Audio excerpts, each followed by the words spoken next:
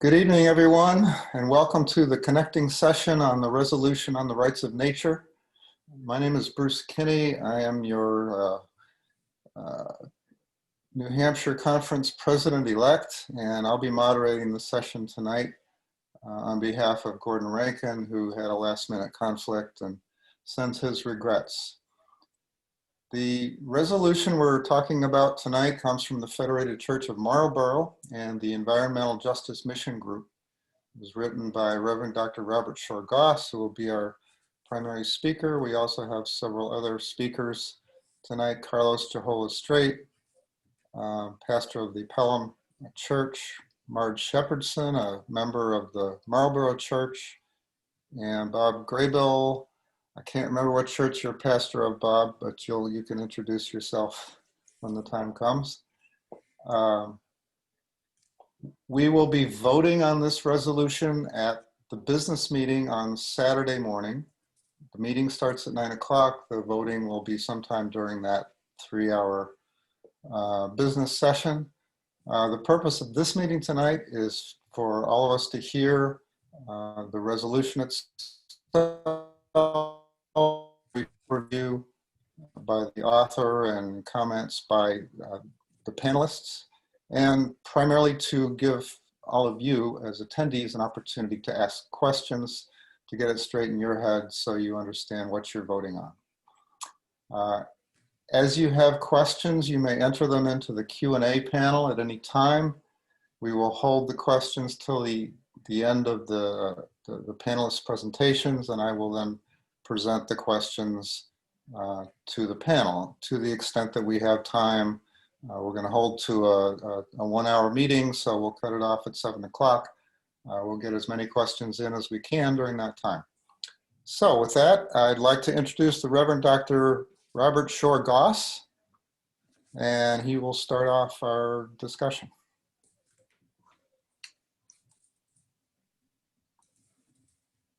I'd like to start off with 2 quotes, and they really complement one another.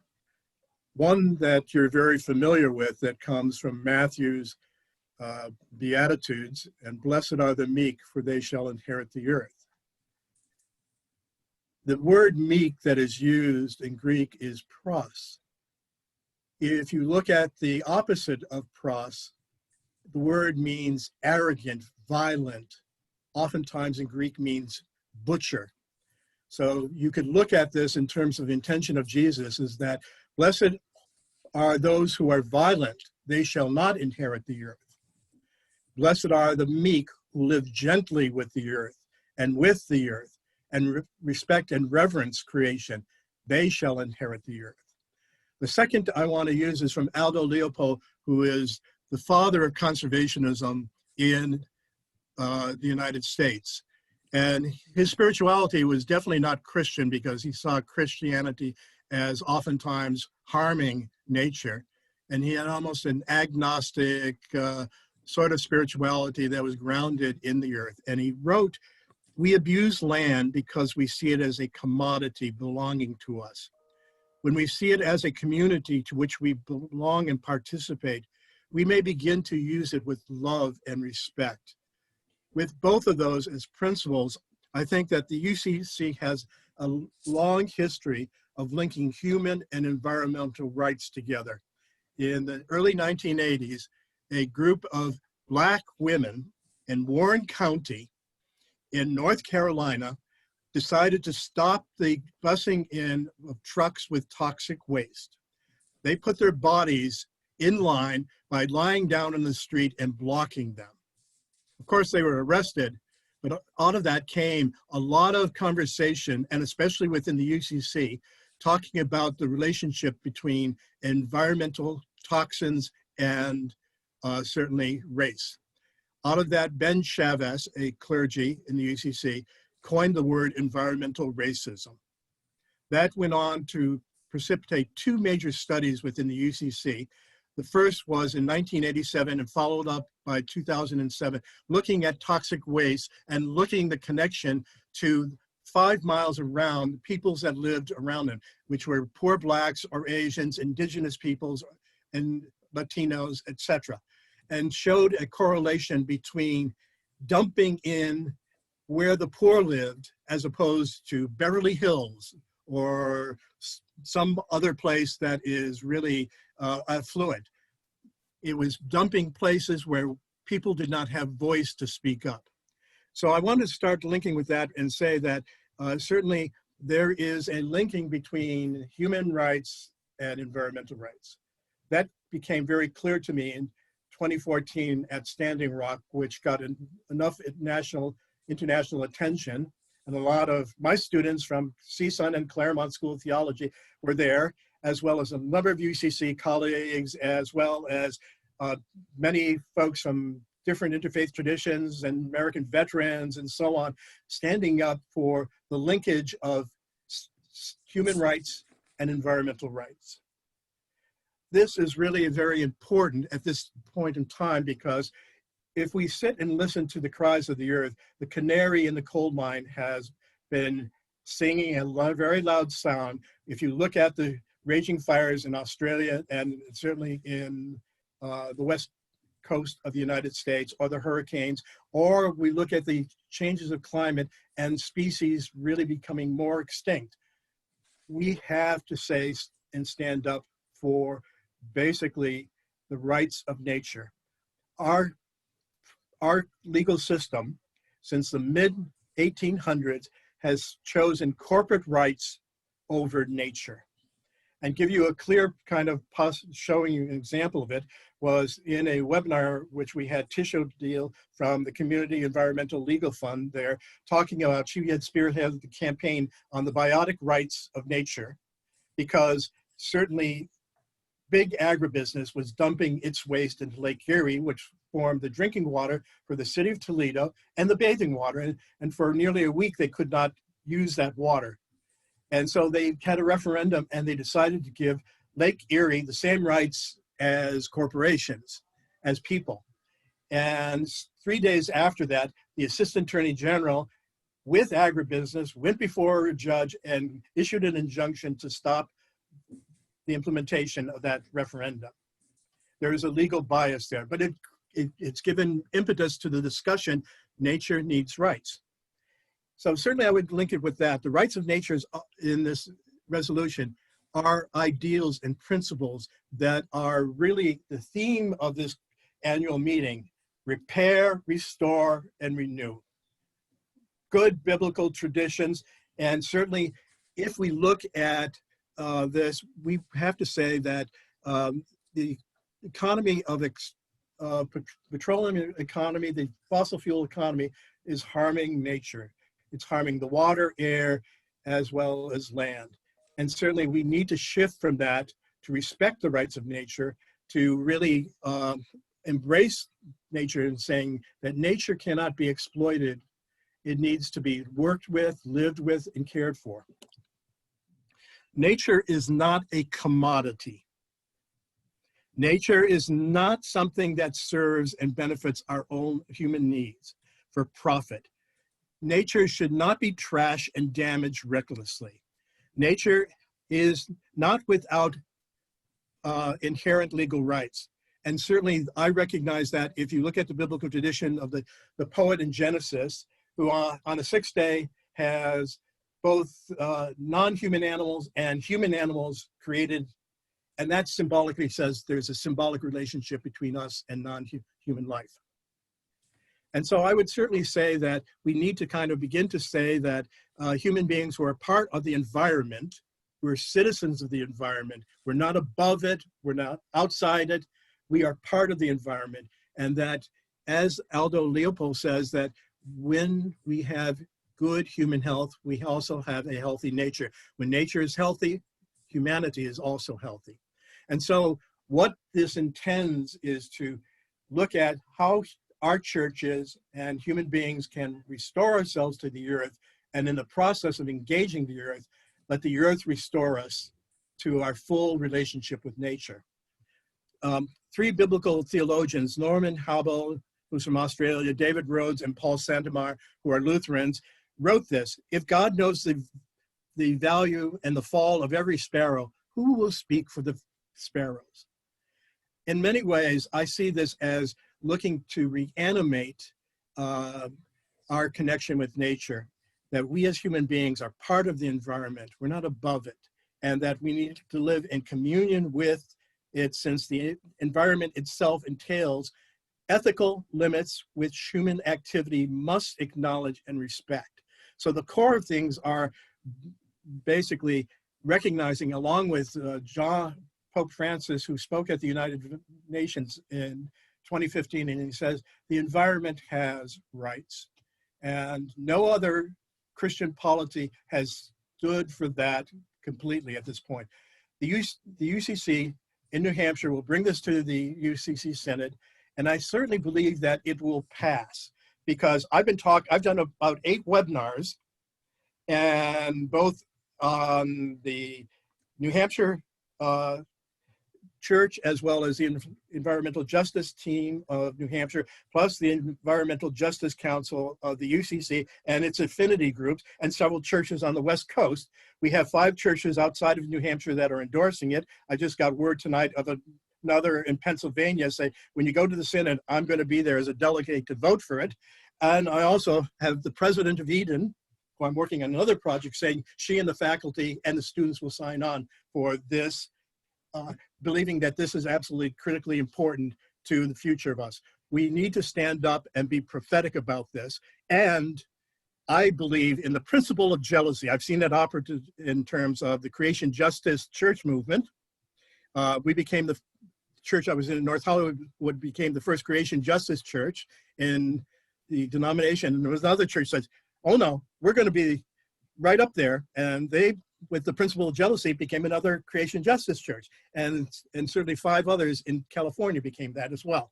And so I think that with the UCC being the first national polity to stand up for the rights of nature, we'll see the UUA, I think they'll be behind us, and I think the Episcopal Church. I'm not so sure about the Methodists at this point. I think the Lutherans will as well. We will have a voice going into the next decade, will generate our churches a lot of action to really fight for the rights of the earth. If we fall in love with nature, God's creation, we will fight for it. And I'll turn it over to others at this point. Oh, one more thing. There are 4 towns in New Hampshire that have ordinances for the rights of water. They are Barnstead, Barrington, Nottingham, and Atkinson. We need to join our colleagues in defending nature.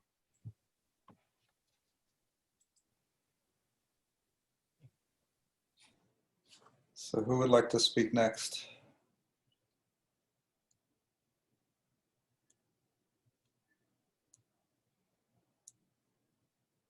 Panelists, who would like to speak next? I'll go first. Go ahead, Carlos. All right, good evening. My name is Carlos Chiholastrate. As Bruce indicated, I'm pastor of the First Congregational Church of Pelham, and I'd like to just take a few minutes to speak in favor of this resolution. I invite you to think for a moment about the book, The Giving Tree by Shel Silverstein. Suspend any of your initial gut reaction.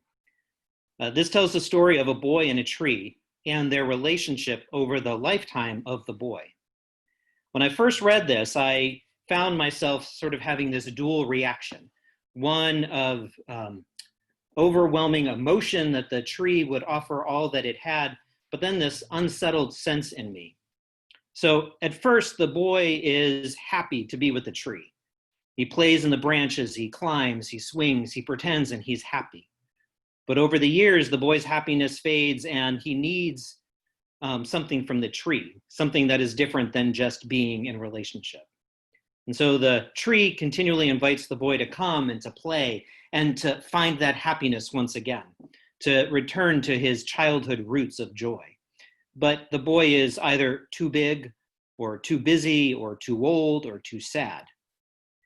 And so if you're a little rusty on the story, as I was, I invite you to just follow along. It's a boy about a boy who loves the tree. And as he grows up, he visits her repeatedly. He takes her apples and sells them for a personal profit. He removes her branches so he can build a tree. He chops down her trunk so he can build a boat and sail away.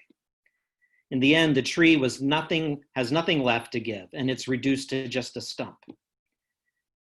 As I revisit the retelling of that, it doesn't bring those warm, fuzzy, heartwarming feelings that I had the first time.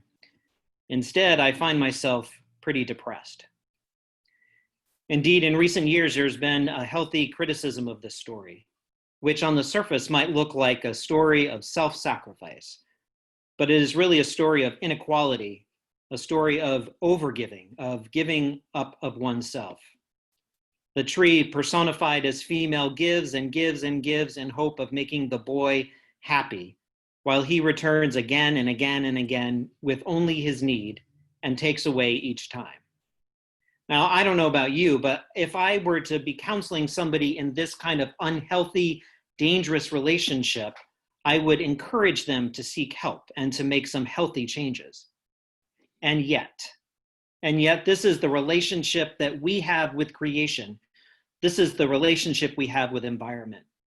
We come to the environment with our need, demanding more and more and more, taking for our own needs at every turn for our own happiness. And creation is crying out for help. Creation is tired of giving and giving and giving without being cared for. There are some that have said that the giving tree was giving of herself out of a generosity of heart and love.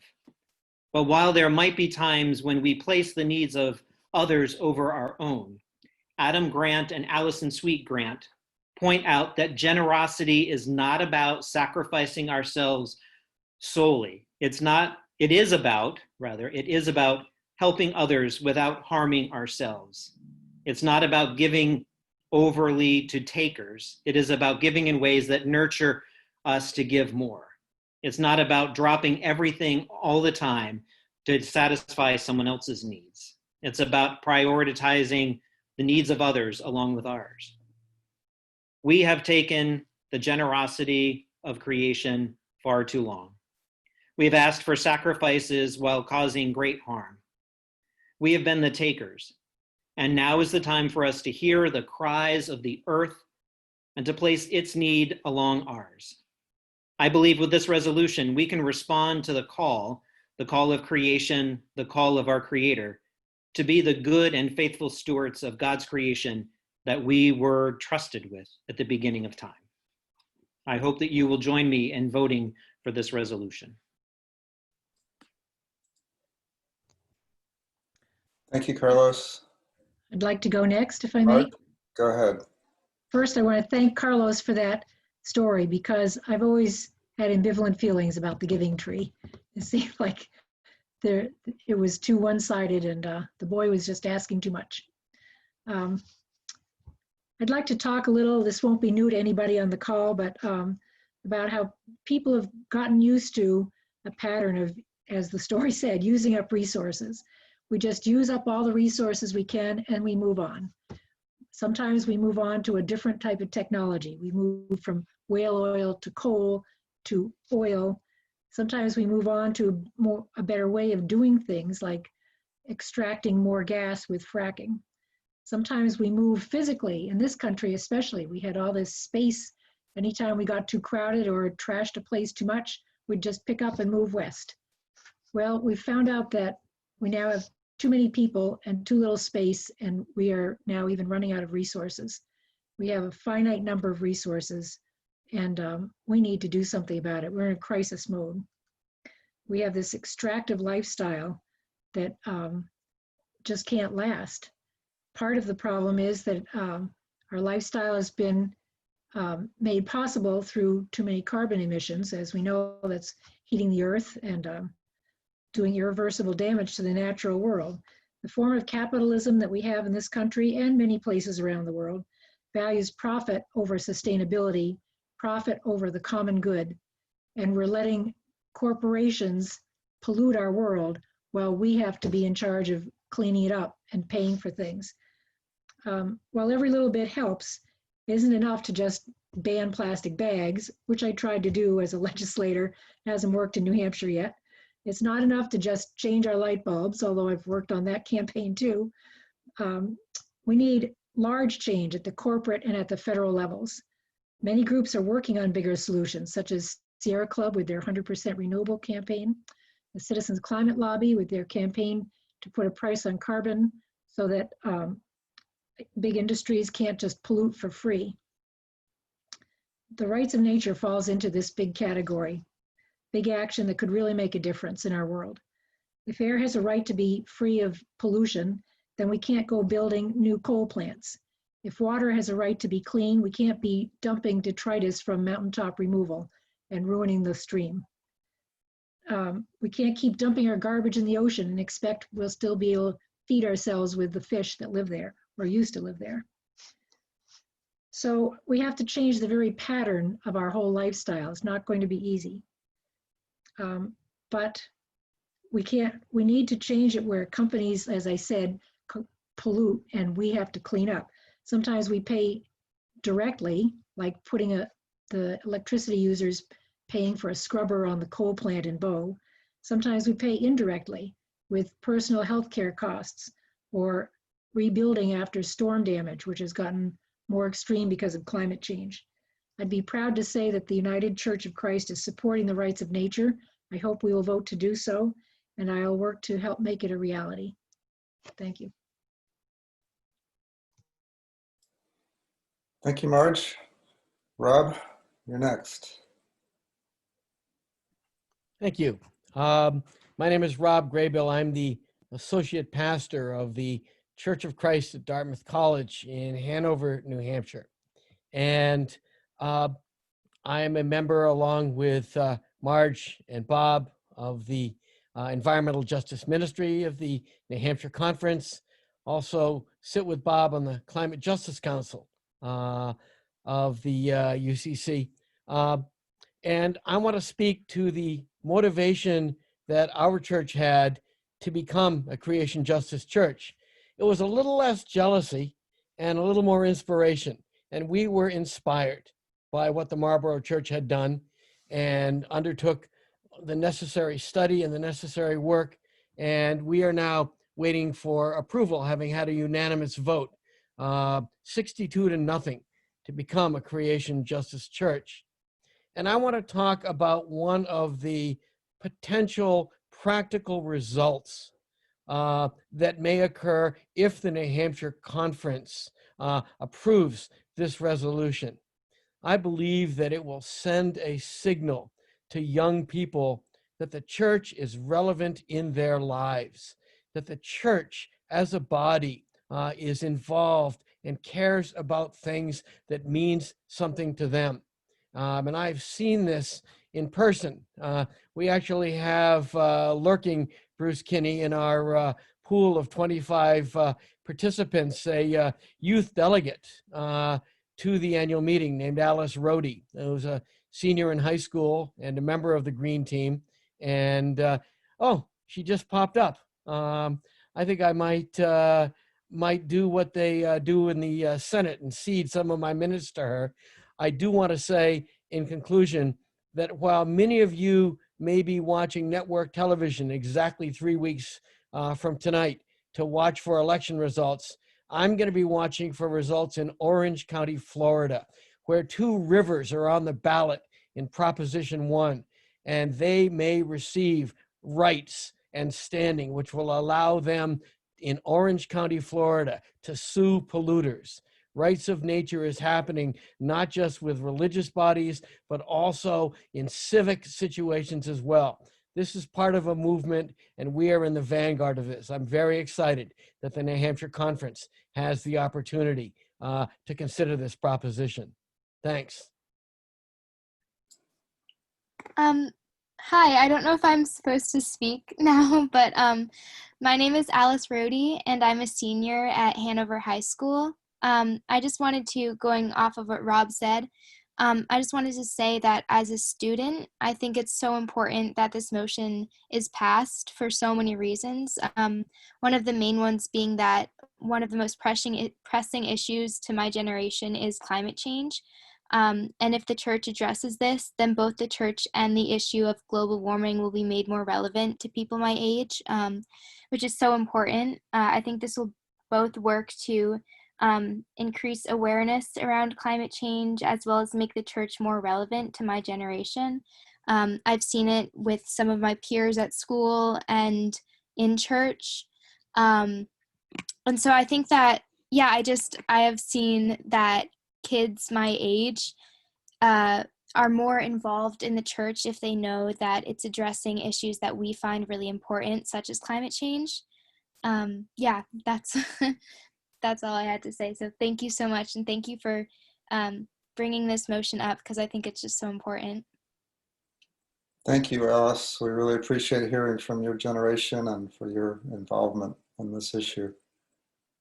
Bob, did you have any other panelists to speak, or shall we start taking questions? Okay. Let's open it to questions. Our first question comes from Harriet Ward. Over the years, a huge pile of resolutions have passed at General Synod, and they just sit. This is an important resolution. How will you follow its progress once it is certainly passed? And be sure that it does not die in a file. Literally hundreds of resolutions have ended up swept aside.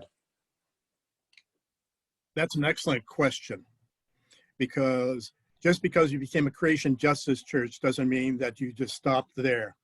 And certainly the intention beyond this is, and I've started talking to Brooks about setting up regional summits to go ongoing education and brainstorming on the 10-year mobilization, Kairos plan mobilization, to mobilize our churches for advocacy and sustainability, building up relationships with environmental organizations so that we will become part of the viral vanguard to change society grassroots, as well as exercise really power politically to emphasize the need to transition from an extractive economy to a life economy of renewable energies.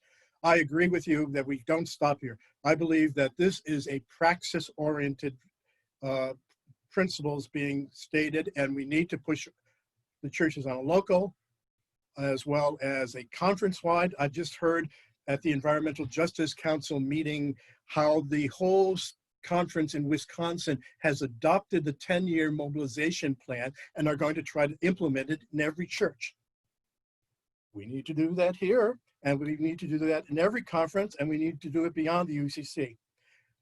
Theology is not just words, it is praxis in action. So I agree with you. We need to light a fire.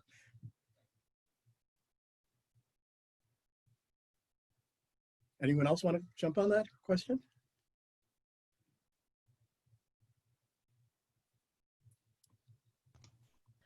I just would add that this is a big problem, and it's not going to be solved overnight. We need new laws. We need, in my opinion, we need change in the people who are sitting in power and making those laws, because we are not spending enough time working on climate change and addressing the problems that it's leading to, like extinction of species and health problems. It's all tied together. Racial justice, it's certainly all interconnected. So yeah, it's a big problem, and it's going to need a long, sustained effort on all of our parts. Thank you, Marge. The next item is not really a question, but a thank you from Kathleen Oliver. Thank you all for your persistence and your articulation of this sacred challenge. I would certainly second that. We have a question from Robert Keene. What are the plans for lighting the fire among churches in New Hampshire?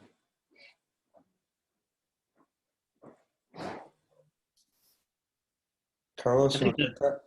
I think the fire starts when we in the local congregation are willing to take up the torch. It can't be something that is left to others to light for us. We have to be excited and empowered by this resolution to come back and to speak our truth and speak for environment. And it now rests in us. If it's something that we agree and we vote to pass, then it becomes our responsibility and our opportunity to speak for the environment. So one of the things that happened with my coming to the Federated Church was Marge succeeded me as the Green Chair, but I became a Green missionary and even pushing the environmental justice team in New Hampshire to a really much more advocacy action orientation. There are 4 or 5 churches right now in the process of looking to become creation justice churches. And this is just foundational to build on to really become hubs of environmental activism and care. I can see us as churches working with environmental groups to repair damaged environments, to restore them, as the theme of this conference is. I also think that we can also begin training programs, and my goal is I would love to have a climate peace corps type of thing of young people working alongside, really challenging all of us to repair the damaged earth. I think that's going to be important for us to kind of witness and to be on the streets when we need to be on the streets protesting. The Environmental Justice Council started asking questions. Does the UCC need to start forming Extinction Rebellion affinity groups? Some of us said yes. I think that's a good step forward. Yeah, go ahead.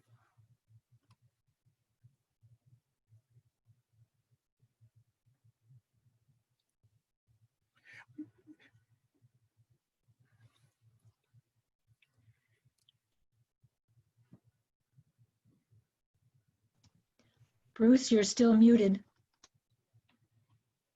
I'm sorry, I was muted. Robert Keene responded to your answer, Bob, saying, yes, each church does need to pick up the torches, but will our conference establish tools for carrying that torch and training in handling the pain for rebelling? Let me, I can't answer for, I can't, oh, go ahead, Rob. let me jump in on that. Dr. Keene is a known troublemaker in the John Lewis sense of the word. He makes good trouble in a number of ways, particularly by asking pertinent questions. And I think passage of this resolution will challenge the New Hampshire Conference in a way that is reflected by what Bob said earlier. When you become a creation justice church, it's not a certificate you hang on a wall. It's a starting point. It's the very beginning of motivation to create alliances. Bob mentioned an alliance with Extinction Rebellion. There are alliances with 350 that are out there. There are alliances with the Sunrise Movement.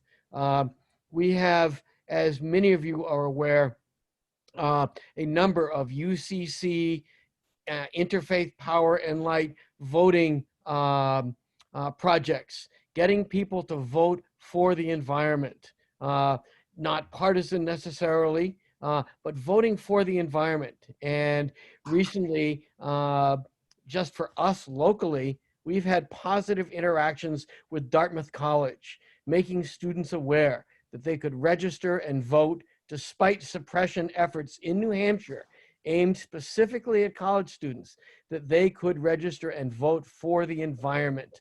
And there are a number of alliances that faith communities can undertake. I think that's one of the ways, Dr. Keene, that we can pass the torch and continue to move forward on something that is just in its nascent stages right now.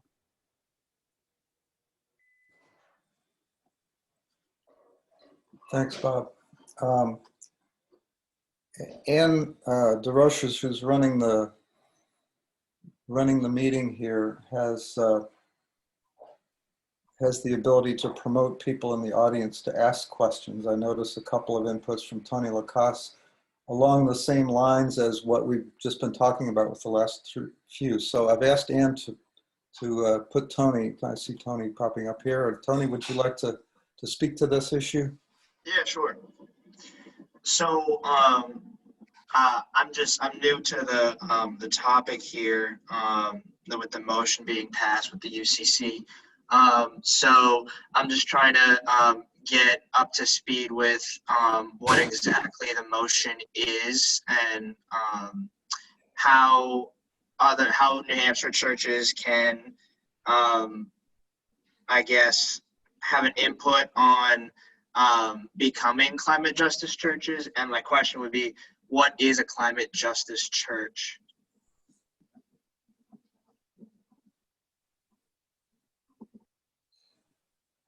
I'll jump in that because I've brought and worked with 2 churches to become creation justice churches.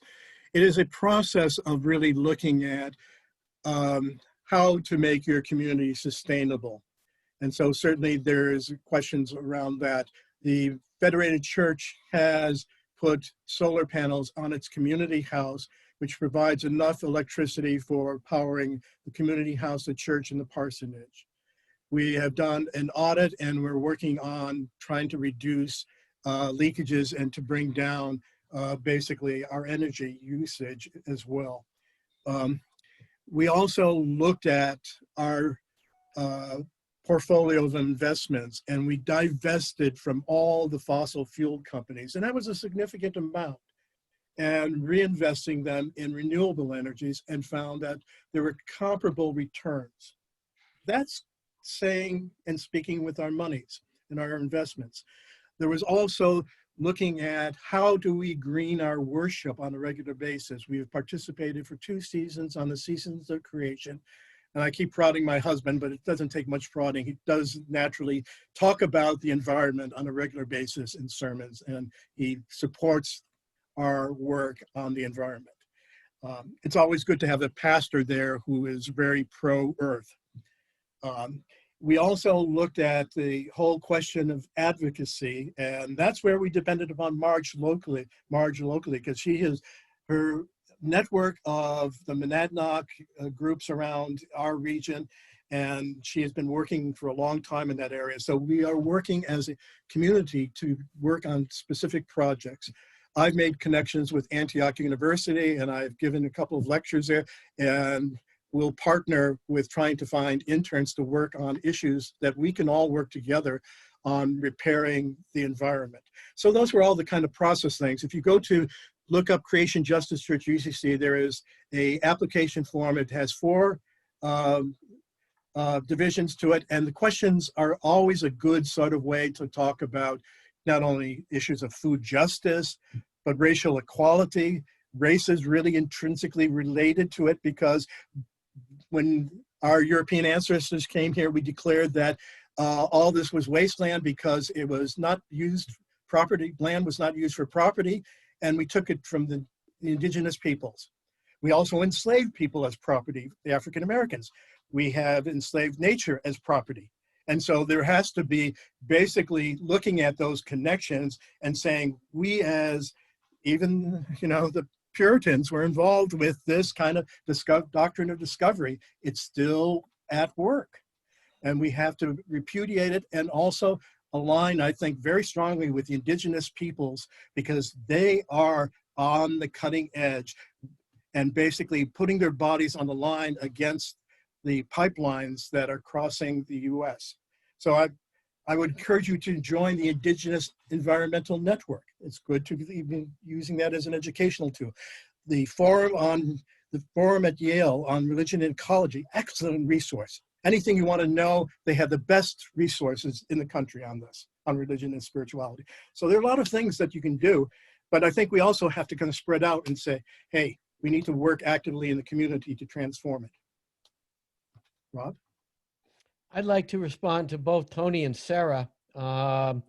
Sarah asked a question that I think is very pertinent. She said, is this similar to becoming an open and affirming church? And the answer to that is both yes and no. It's a significant undertaking. You don't become a creation justice church by a few simple steps. It took our church 4 months to do it. It involved our governing body, the Board of Elders. It involved several congregational meetings. It involved congregational approval of our climate justice covenant. So it was a fairly long-standing process. And that's important because that means that there was buy-in. That means there was engagement of the entire congregation. So it's not a quickie. It may be less fraught than open and affirming, but that's, I think, because the congregations these days are so well educated and so well read to the challenges of the climate crisis. And I think there may be a little bit more unanimity, but within the breadth of a congregation, there are going to be challenges and questions that need to be addressed. And it's important that there be a process. And that's something that we can help you with. Most of the smiling faces on this panel have the ability to be in contact with your congregation, to walk you through the steps. Certainly going on the UCC website is a great first step. There's so much there. And they've got a wonderful national minister, Brooks Barrett, editor of the Pollinator newsletter, who does a wonderful job advising congregations. But Robin Walkup reminds us that right within New Hampshire, we have a New Hampshire Environmental Justice Mission Group that is ready to reach out and one by one work with congregations, because the plan right now is to go from 1 to 2 to 4 to 8 creation justice churches within the next year. So let us know. Contact the conference office and we can help you become a creation justice church. Thank you, Bob, and thank you for the questions that have come in so far. Are there any other questions from the audience, or would any of the panelists like to make additional comments? We still have about 18 minutes if there are things you want to discuss. If not, we can end early. Yeah, just so what is the motion being passed?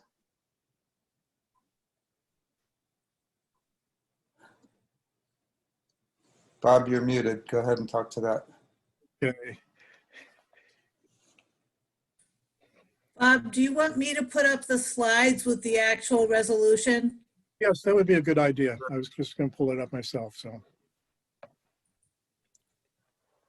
and also, Tony, I would encourage you to go to the New Hampshire website and look at the resolution plus the supporting documents for it. There are some good videos on the rights of creation and that movement, as well as theological issues. We don't talk about creation in this because creation is only a term used within the monotheistic traditions of religion and does not include other traditions that speak about nature.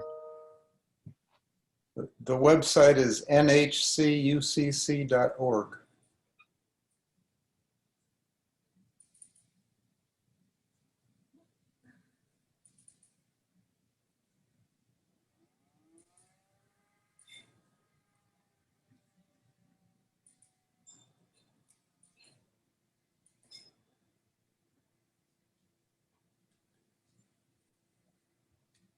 Okay, Starts so with, should I read it or should we read the,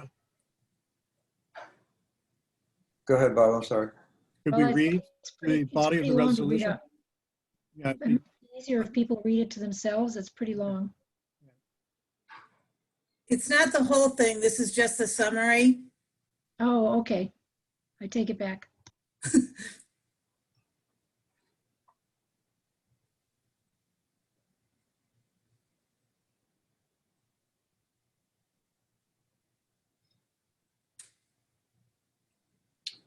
Robin Walkup points out that the Rights of Nature resolution is on the Environmental Justice Mission Group page under the Justice and Witness Ministries ministry. It is also under the annual meeting page under resolutions. also on the denominational page too.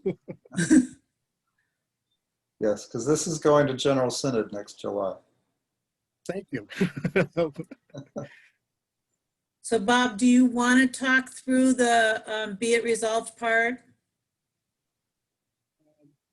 Well, if you notice, there are probably a couple of technical words. Common goods is a term that ethicists used in talking about the environment. And common good is, for instance, the air we breathe. We all should have the right to breathe clean air. The land itself is a common good that we share. And again, we claim that property is the way to own it, but basically in our tradition, in the Psalm 24, the earth belongs to the Lord. The earth belongs to the Lord and all within it. So common good also is the water that we drink. Water is not a commodity. We stopped in North Hollywood using bottled water with Nestle's, because Nestle's CEO says all water should be commodified and sold, whereas the United Nations and even the Vatican said, no, water is a human right. Access to human water is a right. And so I want us to fight against making nature into a thing and realizing nature is alive and beloved of God. Just as Carlos said, the young boy had a wonderful relationship, but it then grew into a relationship of abuse and profit. We've trashed nature, we need to respect it. Granting legal rights to corporations, which is an entity, but certainly not granting it to waterways, lands, atmosphere, and wildlife. And I also think that local communities and environmental organizations have a right to represent the unheard voices and cries of nature. At the end of the century, we may lose most of the species on this planet. We may move pretty close to a sixth extinction.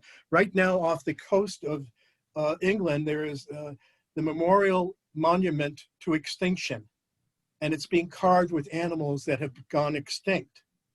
It's like the, I equate it to some extent to the AIDS panels during the AIDS crisis to help us to remember and really deal with our environmental grief, to deal with the issues. We need to prioritize renewable energies, and certainly at the last synod, we passed a resolution to support the Green New Deal.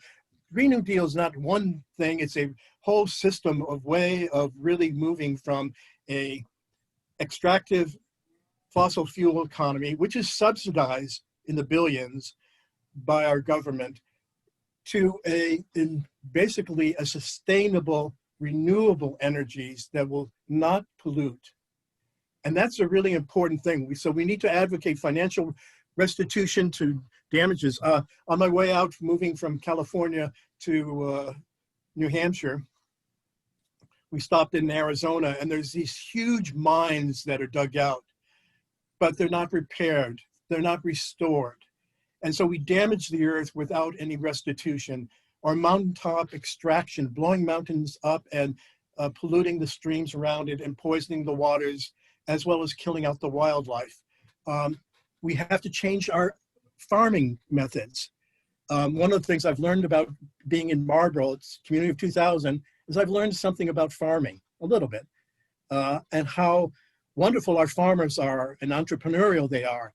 And yet they really love the land and they pay attention to it. It informs a spirituality there. And so I think we have to really kind of say, we got to stop polluting the aquifers. You know, putting the Dakota Access Pipeline over the largest aquifer in the United States is a recipe for certainly major catastrophe, because it is the water that supports 20 million people drinking water in the Midwest, and major accident and pollution would basically take that away. So certainly, I think that this resolution goes a first step in the direction of saying, let's change our relationship to realizing that we need to reawaken to nature and see nature not as a thing, but we are part of that community of life. Oh, I'm losing my voice. Harriet Ward has raised her hand and would like to speak. Anne, if you could promote her. Yeah. Whoop.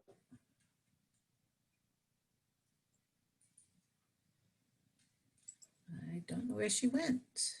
Oops.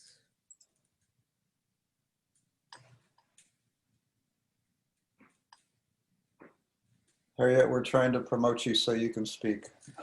Yeah, I'm not seeing her. Oh, there we go.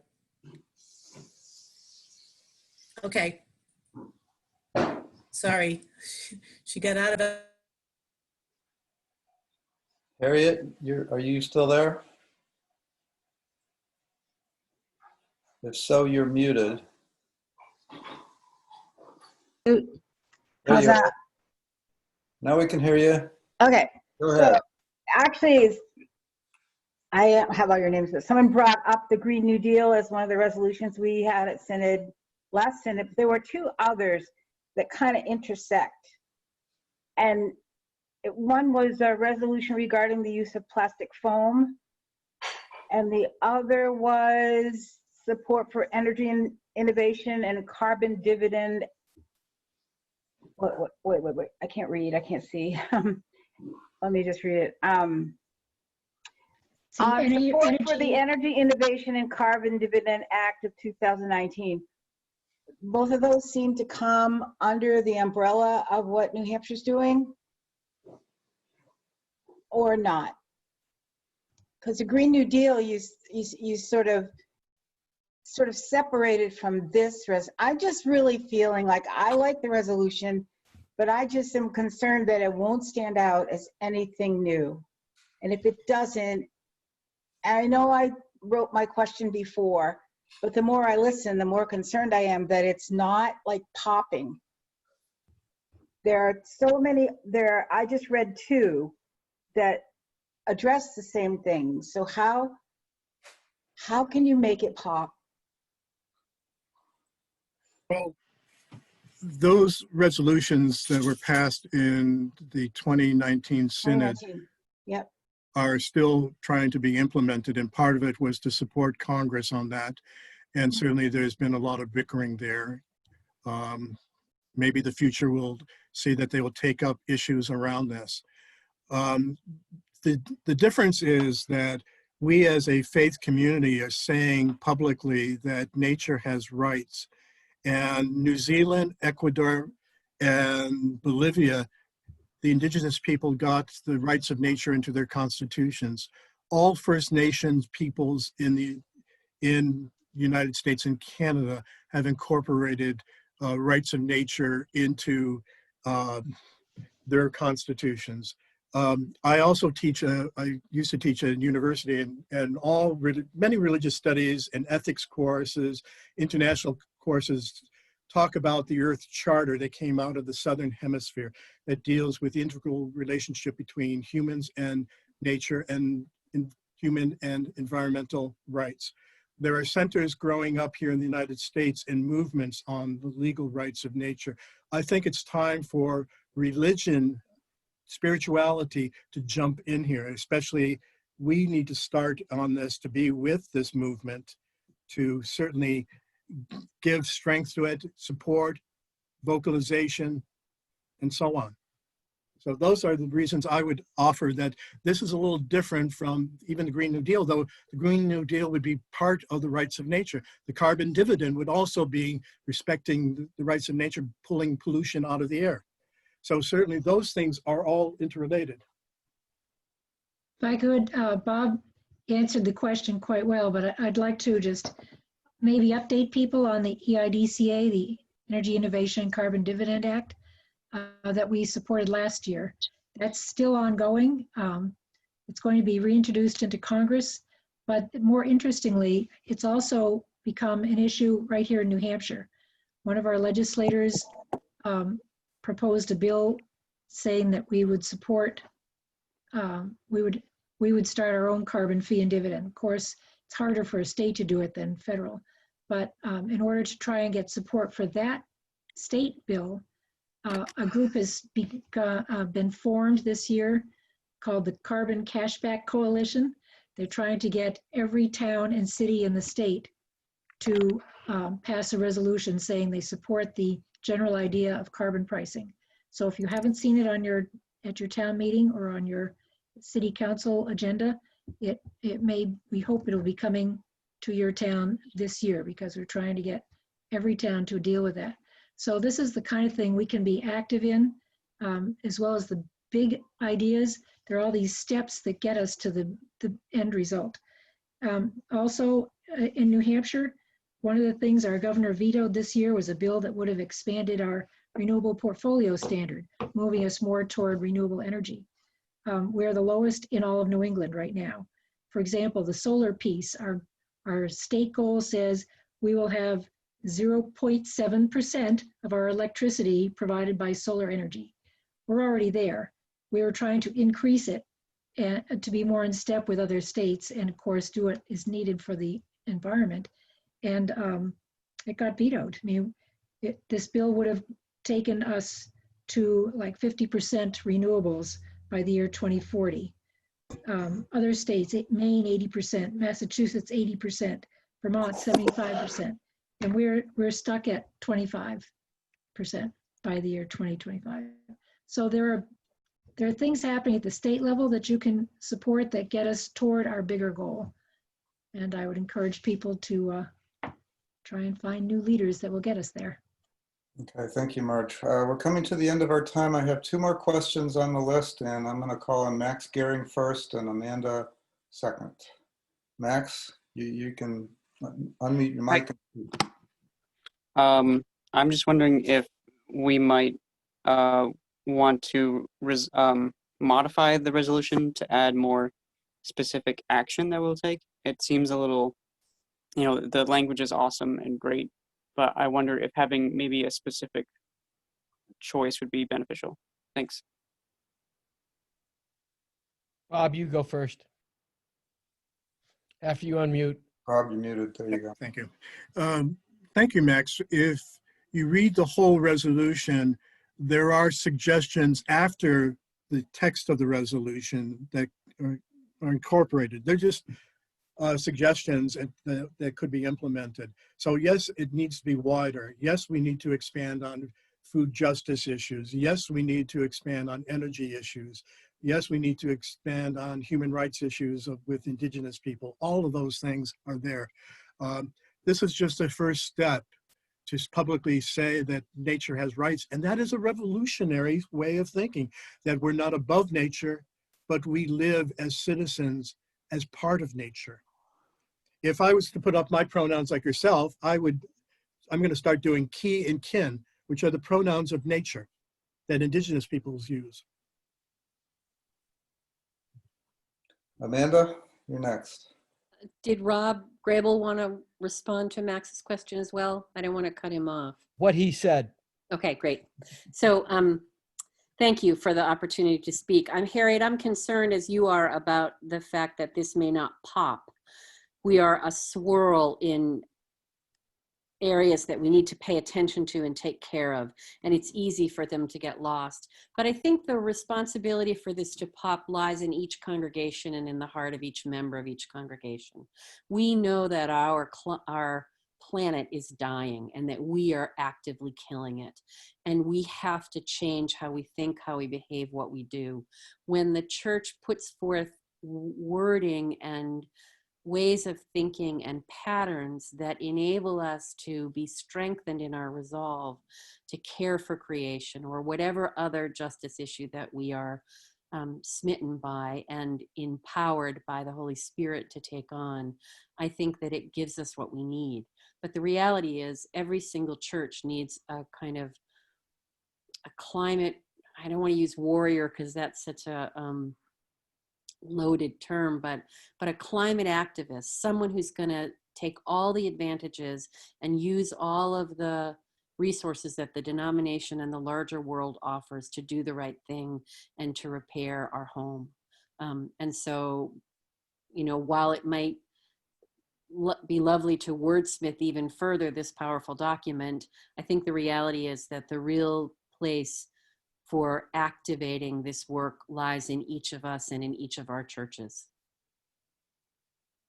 My hope is based on the efforts of the Maxes and the Alices and the many other young people who are standing ready to take this up. And the fact, Max, that we have a mission group that is ready to roll as soon as this is passed, we will accept the responsibility for putting words into action. Thank you. We've reached the end of our time. I'd like to thank the panel and the audience for some very interesting questions and everybody for some good discussion. I want to remind you the business meeting is Saturday at 9 o'clock, and you will all have an opportunity to vote on this resolution. So I hope to see you there. Thank you and have a good evening.